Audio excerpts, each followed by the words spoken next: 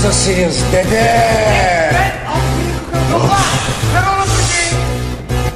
Ses ver Adana, zirveden selam. Durmak yok omi, patlamaya devam. Yok bundan sonra size sigara filan. Uçuyor yıldızlara müptezel bayan. Ses ver Adana, zirveden selam. Durmak yok omi, patlamaya devam.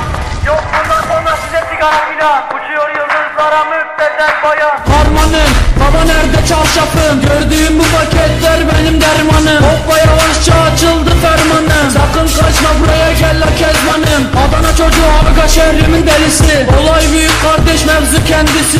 Plaka 01 korku pıstınne. Yazmak için yine yuttun bence.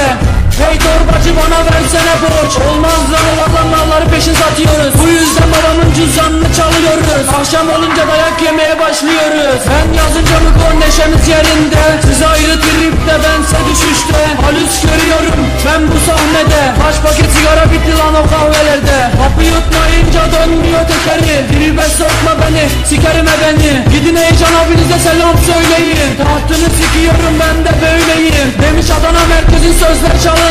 Moru kim kimden yaptı alıntı. O şişko menajerin ona söylüyorum. Dik atmadan önce adam gibi uyarıyorum. Sevenlerim bana şimdi desin eri. Ben o söze oluyorum sanki deli. Bize bulaşmayın biz de vites atmayız geri. Bize dik atanlara zevk rakı yok dayı hani bize sigara. Memurlar geliyor yat yere yat yat. Nezarete düştü al bir sigara yak. 10 dakika sonra baba ifaden alınacak. Sokakta yine siren sesleri. Bir başına tetikçi kaldır elleri.